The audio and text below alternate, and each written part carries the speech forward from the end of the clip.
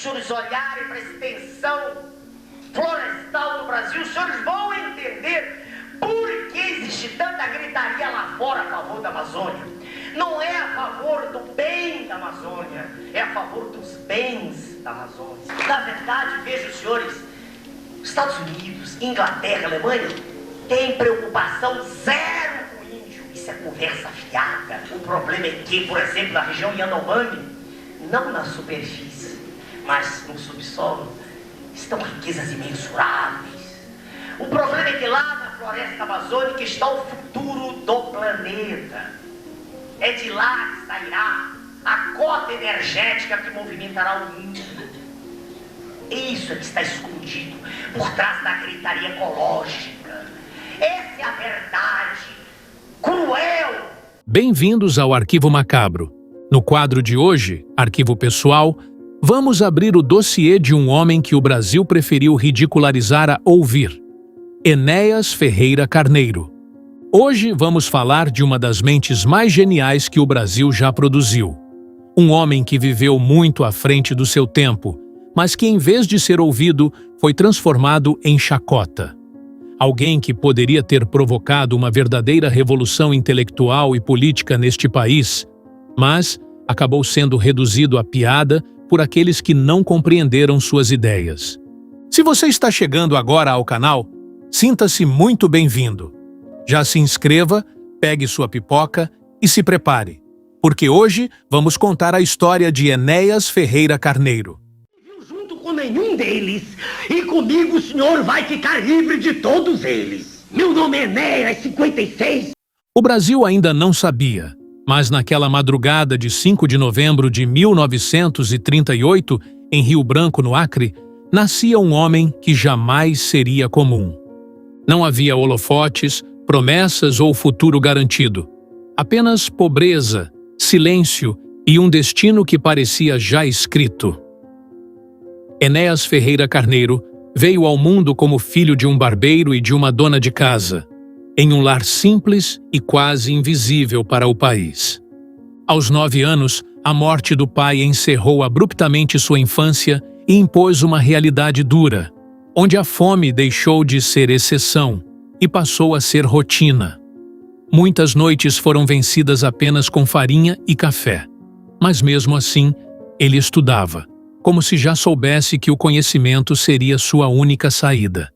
Ainda menino, precisou trabalhar em açougues, obras e serviços braçais, sem jamais abandonar os livros, porque aprender para ele era uma forma de resistir. Quando deixou o Acre e chegou ao Rio de Janeiro, carregava pouco além de disciplina, inteligência e uma determinação incomum.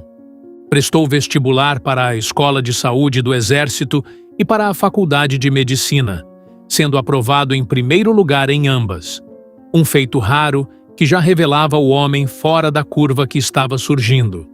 Escolheu o caminho mais duro, ingressou no Exército e formou-se terceiro sargento auxiliar de anestesiologia, realizando milhares de procedimentos cirúrgicos no Hospital Central do Exército, e mais uma vez concluindo o curso em primeiro lugar. Enquanto cursava medicina, mergulhou simultaneamente nos estudos de física e matemática, conquistando 2 diplomas em áreas que poucos ousam enfrentar ao mesmo tempo. Tornou-se cardiologista, professor universitário, pesquisador e autor de livros técnicos. Sua obra, O Eletrocardiograma, se tornou referência nacional, conhecida no meio médico como a Bíblia do Enéas. Era respeitado nos hospitais e reconhecido nas universidades. Alguém que já havia conquistado o que muitos considerariam o auge de uma vida profissional. Mas Enéas não se conformava, porque ao observar o Brasil, ele via um país grande, rico e cheio de potencial, desperdiçado por falta de projeto, planejamento e coragem. Para ele, o Brasil não era pobre, era desorganizado, dependente e intelectualmente sabotado. Foi essa indignação que o empurrou para a política, um território onde sua presença jamais seria confortável. Ele fundou o Partido da Reedificação da Ordem Nacional, o PRONA, e em 1989 lançou-se candidato à presidência da República, recebendo apenas 15 segundos de televisão. Tempo insuficiente para qualquer discurso tradicional, mas suficiente para criar um dos momentos mais marcantes da política brasileira. Daqui exatamente a 30 segundos vai começar o show de mentiras. Ao contrário deles, minha arma é a verdade. A verdade tem o meu número, 5656. Eu serei a única voz forte, poderosa, absolutamente livre e independente para lutar contra essa caterva, esse grupo de inimigos do povo que enchem os salões do Congresso Nacional. Candidato a deputado federal, meu nome é Enéas, 5656. Falava rápido, direto, sem rodeios, e encerrava sempre com uma frase que atravessaria décadas. Meu nome é Enéas.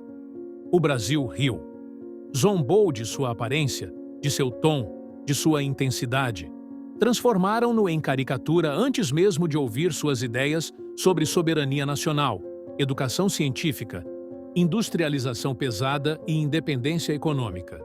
Mesmo assim, ele não recuou. Voltou a concorrer em 1994 e 1998. E em 1994, surpreendeu o país ao conquistar mais de 4,5 milhões de votos, mostrando que não era uma piada, mas um aviso.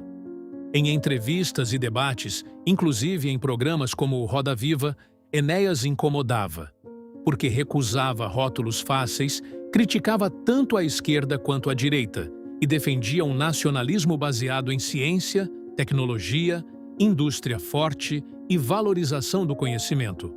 Pagou caro por isso. Um dos aspectos mais intrigantes e simbólicos de sua trajetória foi a forma como ele se relacionou com as perguntas que lhe eram dirigidas, especialmente pela imprensa.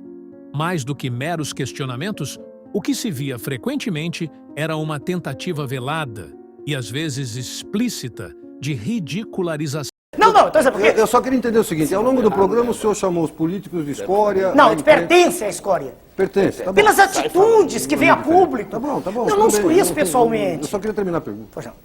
Desculpe, Bom, Enéas. políticos, o senhor já esculhambou à vontade. A imprensa dedica-se à luxúria e a fazer a pregação do que o senhor acha que são os candidatos dela à imprensa. Mas os eu técnicos acho... do governo... Espera um pouquinho, só terminar a pergunta. Os técnicos do governo só negam informações, o senhor não consegue... esconde, mistifica, etc. Tal. As pessoas sem o mínimo de educação formal, que no Brasil são a maioria, não deveriam, enfim, ter acesso a qualquer cargo político, público. Além do senhor, quem mais presta no país, doutor Enéas? Mas que maneira inteligente do senhor me lançar contra a população. Veja bem, uma maneira extremamente inteligente, que o caracteriza o que eu vejo nos seus escritos, quando vez por outra leio, aliás, escritos interessantes no seu jornal. Veja o senhor, eu não fiz nenhuma apologia aqui, veja, de ser eu a única exceção. Eu disse no quadro de candidatos à presidência da República. Vamos botar um ponto exatamente em cima do i.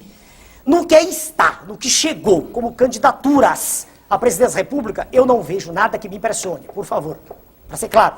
Eu não disse que não há indivíduos. O senhor quer saber onde há um número enorme de indivíduos de valor, gigantesco, fora da política? Nas Forças Armadas. Fora da política, não necessariamente. As Forças Armadas têm indivíduos de valor, o senhor não gosta delas, é um direito que o senhor tem. Mas há indivíduos de valor...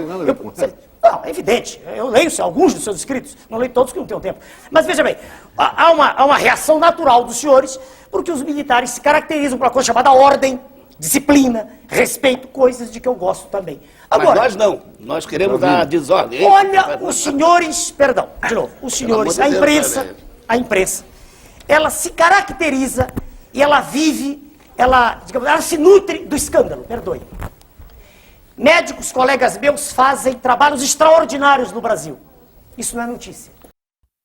Os jornalistas, presos aos velhos manuais do marketing político e acostumados com figuras públicas previsíveis, não sabiam como lidar com um homem que discursava sobre soberania nacional com a mesma desenvoltura com que citava filósofos alemães. As perguntas, muitas vezes, miravam no personagem. O bigode, os óculos grossos, o dedo em riste, o famoso cough, na esperança de reduzir o político a uma caricatura. No entanto, o que parecia ser uma armadilha se transformava em palco. Enéas não apenas respondia, Ele devolvia a pergunta com uma aula. Quando questionado se o sonho do submarino nuclear não era absurdo para o Brasil, ele respondia com dados geopolíticos e exemplos históricos, mostrando que o verdadeiro absurdo era aceitar a miséria e a dependência eterna como destino. Dessa forma, a ridicularização que sofreu por parte da população e da mídia acabou se revelando uma faca de dois gumes. Se por um lado tentaram fazê-lo de piada, por outro suas respostas firmes e eruditas converteram o deboche em admiração, transformando o maluco em um dos políticos mais respeitados e lembrados da história recente do Brasil. Essa mesma coerência o levou, em 2002, a ser eleito deputado federal por São Paulo com mais de 1.570.000 votos, a segunda maior votação da história do país na época. Entrando no Congresso do mesmo modo que sempre viveu, sem pedir licença e sem suavizar o discurso. Mas o corpo começou a falhar. No início de 2006, Enéas foi diagnosticado com leucemia, um tipo de câncer que atinge o sangue. Em abril daquele ano, ele surpreendeu o país ao aparecer na Câmara sem a barba negra que sempre o caracterizou, efeito colateral do tratamento químico. Subiu à tribuna para explicar. Nunca imaginei que o fato de ter raspado minha barba fosse notícia nacional. O importante é que continuo sendo o mesmo. Com barba ou sem barba, meu nome é Enéas.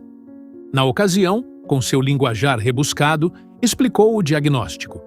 Tudo começou com uma dificuldade de locomoção que, após a semiótica clássica, consubstanciou-se numa vasculite. A consequência propedêutica selou o diagnóstico. Mesmo doente, disputou a reeleição em 2006 e venceu com mais de 386.000 votos. Mas a batalha contra a leucemia era dura. Passou por sessões de quimioterapia que o deixavam extremamente debilitado. Sua ex-mulher, Adriana Lorendi, revelou que ele percebeu que o tratamento não estava surtindo efeito e decidiu interromper as sessões. No dia 6 de maio de 2007, um domingo por volta das 2 da tarde, Enéas Ferreira Carneiro morreu em sua residência no Rio de Janeiro, aos 68 anos, vítima de falência múltipla dos órgãos decorrente da leucemia. Ele estava lúcido até o sábado anterior, conversando com a família. Passou os últimos 4 ou 5 dias em casa, sob acompanhamento médico, como era seu desejo. O presidente da Câmara, Arlindo Chinaglia, decretou luto oficial por um dia. A bandeira nacional no Congresso ficou a meio mastro. No dia seguinte, 7 de maio, seu corpo foi velado no Memorial do Carmo, no cemitério do Caju, no Rio de Janeiro, e cremado no final da tarde, como era sua vontade. Morreu sem honras oficiais, sem luto nacional e sem consenso, deixando apenas a estranha sensação de que algo importante havia sido ignorado. Anos depois, o tempo faria o que a política não fez. Enéas ressurgiu nas redes sociais, em vídeos antigos, entrevistas e frases que passaram a circular entre jovens que nunca o viram em campanha, mas que agora o ouviam com atenção. Comentários se multiplicaram, chamando-o de visionário, de homem à frente de seu tempo, de o melhor presidente que o Brasil nunca teve. A ironia da história é que quanto mais o tempo passa, menos exageradas parecem suas ideias. Porque temas como soberania, ciência, educação e planejamento nacional hoje soam urgentes, quase óbvios. Enéas não venceu eleições, não governou o país, não foi unanimidade, mas deixou algo raro na política brasileira: coerência. Ele foi um espelho desconfortável, um homem que levou o Brasil a sério quando o Brasil preferiu rir. E talvez por isso sua história ainda ecoe como uma pergunta que permanece sem resposta, desafiando gerações inteiras a imaginar o que teria sido do país se, em vez de zombar, tivesse escutado. Se você chegou até aqui, é porque essa história já te tocou de alguma forma. E sabe o que é mais interessante? Esta é a estreia de um novo quadro aqui no canal, o Arquivo Macabro. Aqui a gente não conta histórias de terror ou monstros. A gente transforma a vida de algumas pessoas em um arquivo de memória, de reflexão, de verdades que insistem em não ser esquecidas. Enéas Carneiro abre este quadro com toda a justiça que a história lhe deve. Mas ele não será o único. Então, se inscreve no canal, ativa o sininho e deixa nos comentários. Quem você gostaria de ver no próximo arquivo pessoal? Pode ser um político, um artista, um pensador, qualquer pessoa cuja história precise ser recontada. Somos novos por aqui, e cada like, cada comentário e cada compartilhamento faz uma diferença enorme. É isso que nos ajuda a continuar cavando esses arquivos e trazendo histórias fortes, esquecidas e marcantes do Brasil e do mundo. Até a próxima no Arquivo Macabro.